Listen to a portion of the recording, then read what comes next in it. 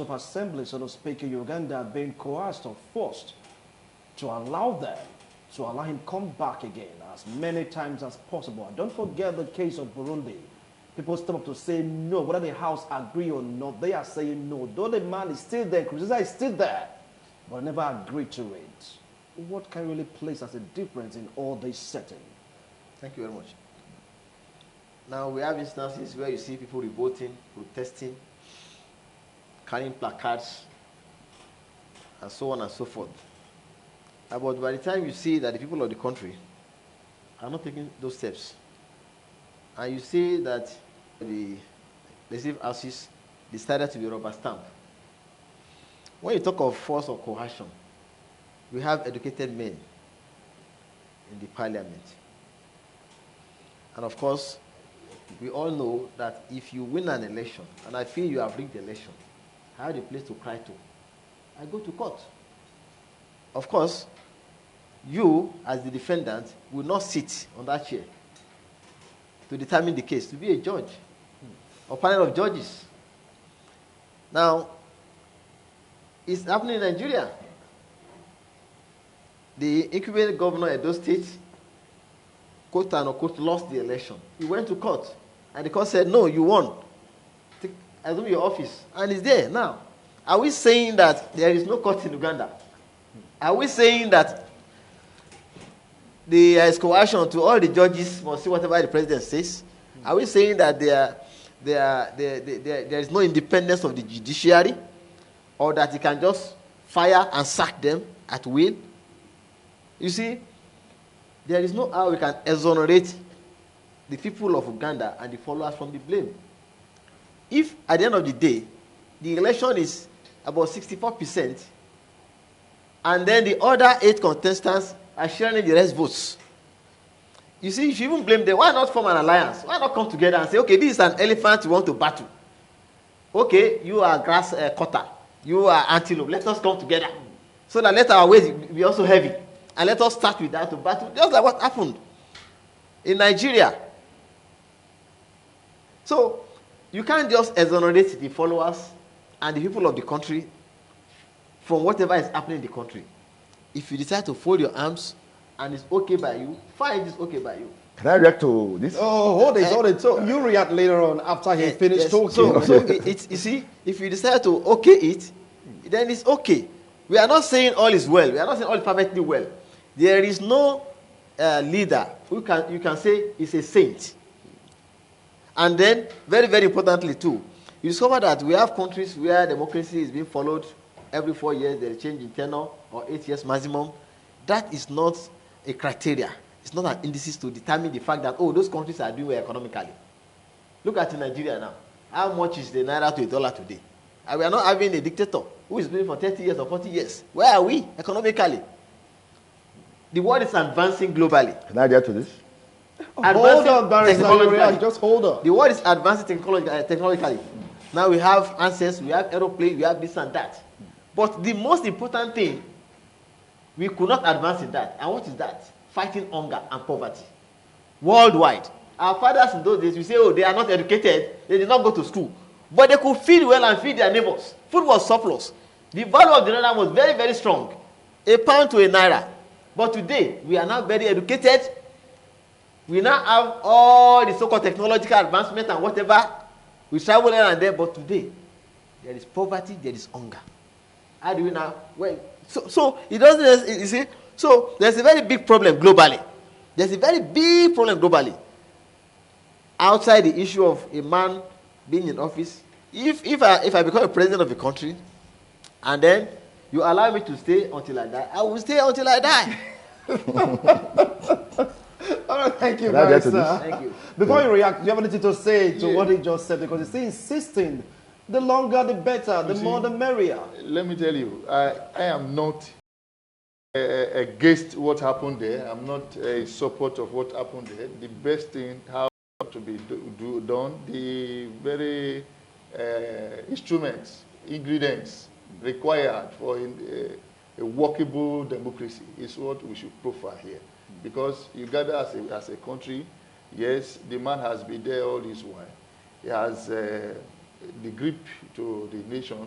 And just like as he said, you see, the issue of poverty here, you know, government in some countries just create poverty so that they can perpetually hold on to power. Because he knows that this poverty, if you create it, you know, is the greatest resistance. And what they do is to systematically create poverty through their policies, their programs, and all that. So that periodically they will also come out to share arms, form of relief materials, to negligence, to certain ecological problems that can be easily fixed, or to education that would have been given the limelight, and all other sectors of the economy. They default there just to create poverty there. Then tomorrow you see them bringing up employment that cannot last for some period of time, or sharing of money, arms, inducing electorate with all manner of material and materialism. And at the end of the day, you see that the way they want it will normally become the result. Because they have the money now to play with. You know, when you are contesting for a change, it is a fight between billionaires and the millionaires. And the only instrument needed to come victorious is the conscience. How conscientized are the minds of the Ugandans, an average Ugandan? Exactly. How conscientized are they? Their own is that poverty anywhere now become a threat to prosperity everywhere. And the only way they can succeed continuously is when they impoverish the people. They end up becoming, just like as I mentioned in some forum here, that they are not, like, when the Yam are voting for a goat, I think what is expected is that the Yam will be consumed by the goat. No doubt about that. So I think the citizens, it is enough for them to throw away sentiment. Like I said, they should have come together, put all they know about Yoweri Museveni into practice, into scrutiny, because majority of them have worked with him. They've worked with him before. So they know what he can do, because some are Minister of Education, Minister of Healthcare, Minister of Finance and all that. They were all in the race. They should have come together. They should have come together, because since the lawmakers have failed in their responsibility in representing the people at Benin, to have stopped this draconian law that has now enslaved them now to one man. He who owns the play the piper, the take the tone. He pays them. He knows what to do. He is rich. He's as rich as the country. Somebody who has been there for the past 30 years, and he's asking for another 5 years. And there is every tendency with what is happening. Otherwise, let the people now come in unity to revolt against this continuous aberration, this continuous undemocratic practices, this continuous impoverishment of the people, this continuous subjugation of people's rights. How can you use the state police to begin to brutalize the people just for an excuse of getting power? Is it not the same people that you are going to govern tomorrow? Who are the citizens? Are they not those who are contesting with you? What would have informed Kaza Bisiji, for example, to have gone to announce another result when he's not the chairman of electoral commission? That is what he said. That is the reason he adduced to his arrest. And many people were arrested, they were detained, and at the end of the day, they were released, no cogent reasons to even give to them. So, and that is why I am seriously against those areas. Yes, democracy has started evolving positively in Uganda. If you look at the other past elections, there is no doubt they have graduated from improvement in one area to another. But that is not to say they have arrived. There were so many elements of electoral malpractices. A case where they will bring some ballot paper and later say, no, they want to take from the one they have dropped in polling unit 1, for example. They want to add to somebody who has no materials there. They were using it to gather vote, which they now went to go and printed with the tacit connivance of the police force, who ought to have we were not there, mind you. You see, these are allegations. Allegations. Yes, and this allegation Yes.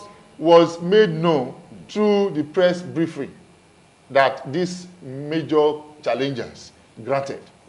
And they said they are not going to rest on their hours and they are going to court, that they have 10 days within which to go to election tribunal. And that they spent one of the 10 days in house arrest. So they wouldn't do anything within that period. And that they are now left with file and raise objection to any length until justice is. They have started conscientizing the people that, look, this is the only time you can say enough is enough to this that we are passing through. All right. You wanted to react, Barrister Banefo, to what he just said. So yes, actually, I'm surprised that my next colleague is towing that line is towing, because as a lawyer, lawyers are leaders. And as leaders, But he gave good reasons why he told the line. Yes. As leaders, we are pacesetters in both governance and everything. No apologies. And to other professions. Well, let me react this way. We are all Nigerians, but we seem to have short memories. During the time of General Sani Abacha in this country, we came to know about a man called Sergeant Rogers.